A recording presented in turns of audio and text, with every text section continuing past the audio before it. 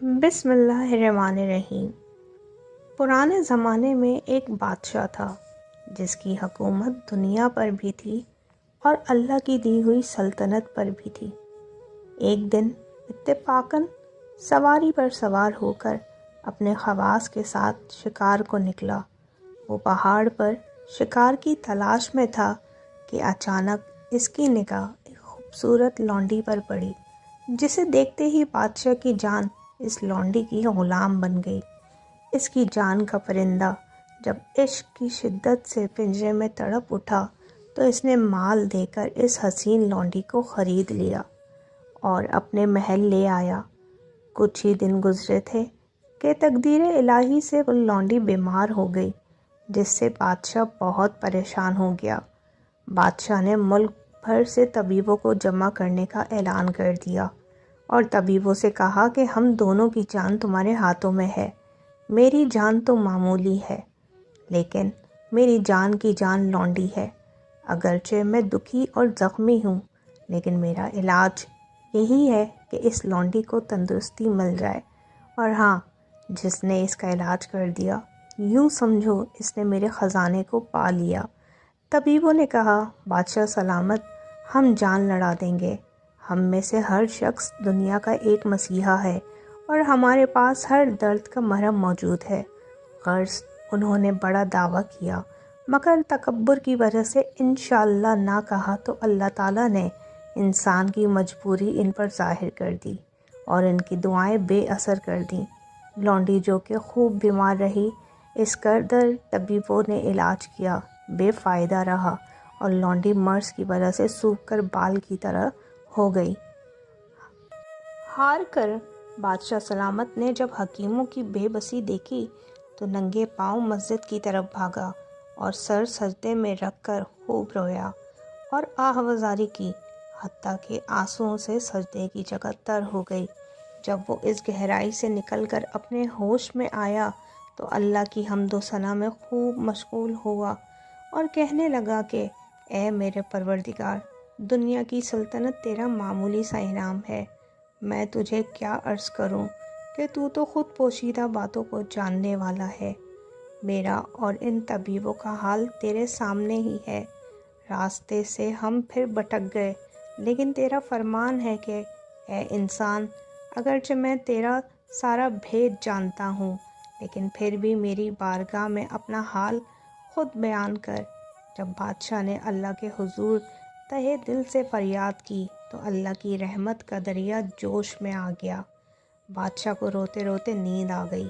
اس نے خواب میں دیکھا کہ ایک بزرگ ظاہر ہوئے اور بولے، اے بادشاہ، تجھے بشارت ہو کہ تیری حاجتیں پوری ہو گئیں۔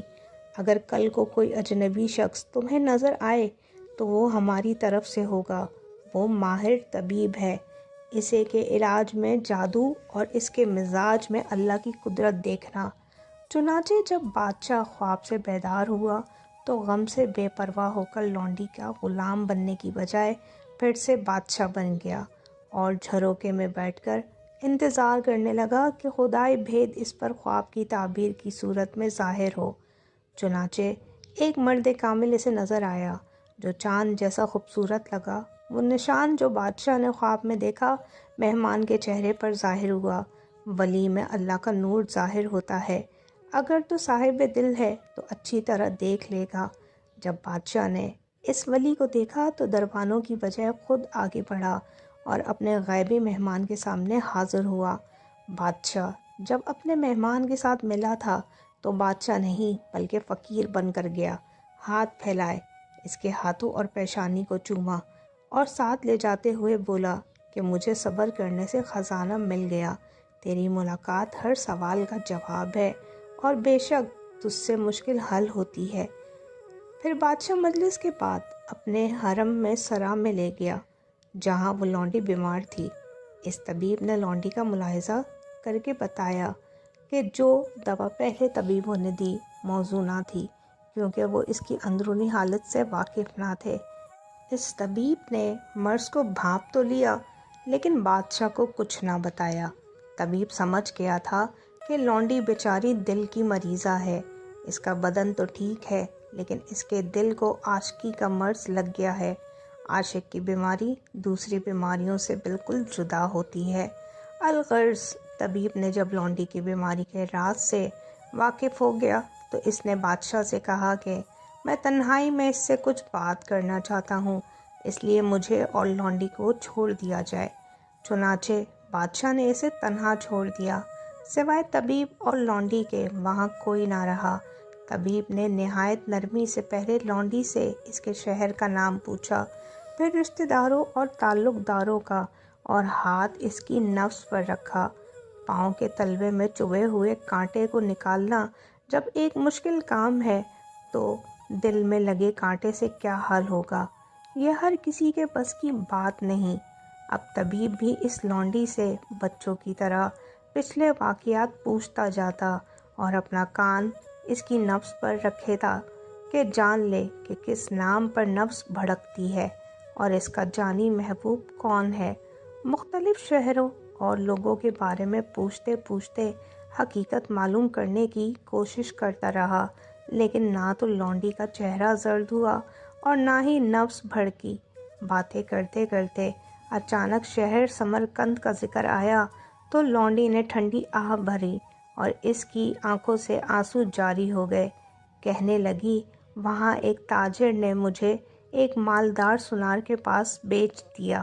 اس کے پاس میں 6 ماہ رہی، پھر اس نے مجھے بیچ دیا۔ جب یہ کہا تو پھر نبض بھڑکی اور چہرہ زرد ہو گیا۔ طبیب ساری کہانی سمجھ گیا۔ اس نے لونڈی سے اس سونار کا نام اور پتہ معلوم کر لیا اور لونڈی سے کہا کہ اب تو تکلیف سے نجات پا جائے گی۔ میں تیرا مرض سمجھ گیا ہوں، لیکن یہ راز کسی پر نہ کھولنا۔ لونڈی اس کی باتوں سے مطمئن ہو گئی۔ طبیب نے بادشاہ کو لونڈی کا کچھ حال اشارے سے بتا دیا اور کہا کہ ایک قاصد سمرقند بھیجا جائے جو سونار کو نقد انعام کی لالچ دے کر یہاں لے آئے۔ اس کی بدولت لونڈی خوش ہو جائے گی اور اس طرح یہ مشکل آسان ہو جائے گی۔ جب اس تنگ دست سونار کو دولت نظر آئے گی تو گھر چھوڑ دے گا۔ سونا عقل کو دیوانہ بنانے والی چیز ہے۔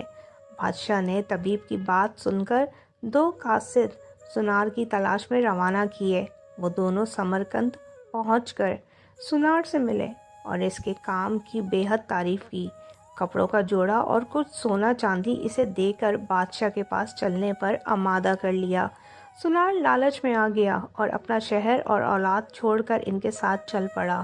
وہ بڑی شان و شوکت کے ساتھ سوار جا رہا تھا اور عزت کی وجہ سے بہت خوش تھا، مگر اسے معلوم نہ تھا کہ اس کے ساتھ کیا ہونے والا ہے۔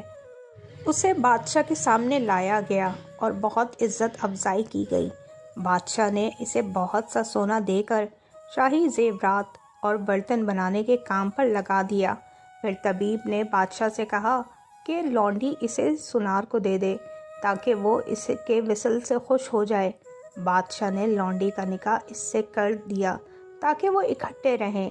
طبیب نے ایک ایسا شربت سونار کے لیے تیار کیا کہ 6 ماہ کے عرصے میں وہ گل گل کر کمزور، بدصورت اور زرد ہو گیا۔ چونکہ لڑکی صرف اس کی خوبصورتی پر عاشق تھی اور محض رنگ و روپ کا عاشق رسوائی کے سوا کچھ نہیں ہوتا، اس کا حسن زائل ہوا تو عشق بھی ٹھنڈا پڑ گیا۔ سونار کا وقتی حسن ہی اس کا دشمن بن گیا، جیسے مور کے دشمن اس کے پر ہوئے۔ سونار کا جسم پگھل کر ریشی کی طرح ہو گیا۔ وہ کہنے لگا کہ جس نے مجھے مجھ سے کمتر ترشے کی خاطر مار ڈالا ہے، اسے معلوم نہیں کہ میرا خون رائے گا نہیں جائے گا۔ آج میری باری ہے تو کل اس کی آنے والی ہے۔ مولانا رومی رحمۃ اللہ علیہ فرماتے ہیں، سونار کا طبیب کے ہاتھوں ہلاک ہونا نہ تو کسی امید کی بنا پر تھا اور نہ ہی کسی خوف کی بنا پر۔ اس نے اسے بادشاہ کی خاطر قتل نہیں کیا تھا، جب تک کہ اللہ کا حکم اور الہام نہیں ہوا۔ بادشاہ نے وہ خون شہوت کی خاطر نہیں کیا، وہ شہوت و ہوس سے پاک تھا۔ اس نے اچھا کیا، اگرچہ بظاہر برا ہوا۔